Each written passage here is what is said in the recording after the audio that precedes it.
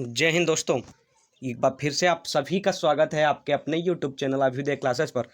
दोस्तों, जैसा कि हमारी हिस्ट्री सीरीज की एक क्लास हो चुकी है और हमारी जो आज की क्लास रहने वाली है वो मिडिल हिस्ट्री, मध्यकालीन भारत के इतिहास से होने वाली है।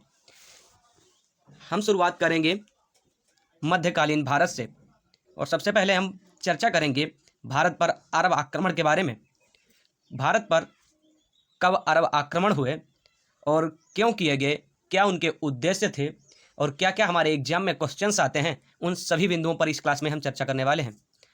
तो साथियों, भारत पर अरब आक्रमण, भारत पर पहला अरब आक्रमण 711 अवैदुल्लाह ने किया था। भारत पर जो पहला अरब आक्रमण किया था 711 में, वो सफल नहीं हुआ, वो असफल ही रहा। किसने किया था? अवैदुल्लाह ने। ठीक है साथियों, तो भारत पर पहला आक्रमण अरबों द्वारा अरबी लोगों के द्वारा अवैदुल्लाह ने किया और यह असफल रहा। कब किया? तो 711 में। फिर दूसरा अरब आक्रमण 711 में ही बुदेल ने किया। किसने किया? बुदेल ने, और यह भी असफल रहा। ठीक है दोस्तों, तो पहला अरब आक्रमण 711 किसने किया? अवैदुल्लाह ने किया, असफल रहा।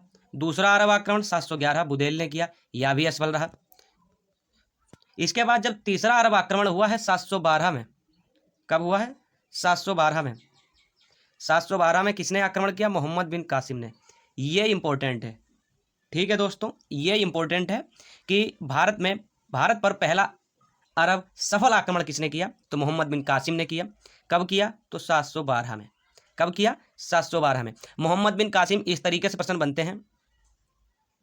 मोहम्मद बिन कासिम कहाँ से आया था? तो खैबर दर्रे से आया था। खैबर दर्रे से इसने भारत में प्रवेश किया था। इसने खैबर दर्रे से भारत में प्रवेश किया था। किसने? मोहम्मद बिन कासिम ने। और 712 में इसने भारत पर आक्रमण किया और यह एक सफल आक्रमण था अरबों द्वारा। ठीक है। इस समय खलीफा कौन थे? वाहिद। तो प्रश्न कैसे बनता है आपके एग्जाम में? प्रश्न इस तरीके से बनेगा कि भारत पर पहला सफल अरब आक्रमण किसने किया? तो मोहम्मद बिन कासिम ने। कब किया? 712 में। यह भी पूछा जाता है भारत पर हुए सफल आक्रमण मोहम्मद बिन कासिम के समय खलीफा कौन था? तो यहां से आपका जब प्रश्न बनेगा तो आप टिक करेंगे वाहिद। और मोहम्मद बिन कासिम कौन था? इराक के बादशाह थे अल हजाज। इनका सेनापति मोहम्मद बिन कासिम था। कौन था? मोहम्मद बिन कासिम। अब आगे हम बात करें मोहम्मद बिन कासिम के समय, जिस समय इसने भारत पर आक्रमण किया तो उस समय सिंध का जो राजा था, सिंध प्रांत का राजा था, कौन था? दाहिर था। दाहिर की दो पुत्रियां थीं। दाहिर जो था, जो सिंध प्रांत का राजा था, और इसकी दो पुत्रियां थीं, सूर्यमला और परिमला। बहुत सुंदर और विदुषी कन्याएं थीं दोनों, सूर्यमला और परिमला। और सिंध का जो हम बात करें पुराना नाम तो ब्रह्मवाद था और राजधानी अरोड़ थी। क्या थी? अरोड़, या अरोड़ भी बोलते हैं। ठीक है साथियों, पूछा जाता है जिस समय मोहम्मद बिन कासिम ने सिंध पर आक्रमण किया तो सिंध का राजा कौन था? दाहिर था। दाहिर की दो पुत्रियां थी, सूर्यमला और परिमला। ये नहीं पूछा जाएगा। सिंध का पुराना नाम पूछा जा सकता है तो ब्रह्मवाद था और राजधानी पूछी जा सकती है तो अरोड़ या अरोड़। जो भी आपको ऑप्शन में वहां पर दिखेगा वहां आप टिक कर देंगे। ठीक है साथियों,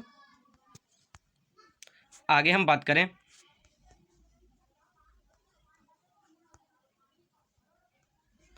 पहला आक्रमण सिंध क्षेत्र में किया, देवल बंदरगाह पर इसने पहला आक्रमण किया। किसने किया? मोहम्मद बिन कासिम ने, और नीरम बौद्ध स्थल पर। ठीक है। और इसने क्या किया? सिंध पर जजिया कर लगा दिया। अब भाई ये जजिया कर क्या होता है? जजिया कर क्या होता है, इस विषय में हम चर्चा करें। जजिया कर एक इस तरीके का टैक्स होता था जो मुस्लिमों को छोड़कर सभी पे लिया जाता था, और गैर मुस्लिमों पर सभी पे लिया जाता था, जिनमें से ब्राह्मण, विधवा, विकलांग ये लोग छोड़े गए थे। बाकी वो किसी भी कास्ट से बिलोंग करता है तो अगर वो मुस्लिम नहीं है, मुस्लिम को छोड़कर किसी भी कास्ट से बिलोंग करता है तो उसे टैक्स भरना पड़ेगा, मतलब कर देना पड़ेगा, और उस कर को हम जजिया कर बोलते थे। ब्राह्मण, विधवा, विकलांग और मुस्लिम इन लोगों पे नहीं लिया जाता था। अदर किसी भी कास्ट के हों उन पे यह टैक्स लिया जाता था। अब ये सब जानकारी हमें कहाँ मिलती है? तो ये अरबी भाषा में लिखी गई पुस्तक है चचनामा। कौन सी पुस्तक है दोस्तों? चचनामा किस भाषा में लिखी गई है? अरबी भाषा में। इसके राइटर कौन है? तो अली अहमद। ये भी प्रश्न आता है कि भारत पर अरब आक्रमण हुए, इन सब के स्रोत या जानकारी हमें किस पुस्तक से मिलती है? तो चचनामा से। किस भाषा में लिखी गई है? तो अरबी भाषा में। इसके लेखक कौन है? अली अहमद हैं। कौन लेखक हैं साथियों इसके? अली अहमद। आगे हम बात कर लें अरब आक्रमण का उद्देश्य क्या। तो अरब आक्रमण का उद्देश्य क्या है? उस समय इनका उद्देश्य क्या था? लूट करना, क्योंकि इन लोगों को लगा भारत सोने की चिड़िया कहा जाता है, भारत में बहुत कुछ है, सभी लोग लूट लूट कर लाते हैं, हम भी चलेंगे लूटने। तो लूट करना और इस्लाम धर्म का प्रचार प्रसार करना इनका मुख्य उद्देश्य था कि हम वहाँ के लोगों को लूटेंगे, वहाँ का धन अपने देश में ले आएंगे और वहाँ की जो जनता है, वहाँ के जो लोग हैं, उन्हें हम इस्लाम धर्म में परिवर्तन करा के मुस्लिम बना देंगे। तो ये इनकी सोच और उद्देश्य रहे। ठीक है। मोहम्मद बिन कासिम ने सोने के सिक्के चलाए थे, जिन्हें क्या बोला जाता था? दिरहम।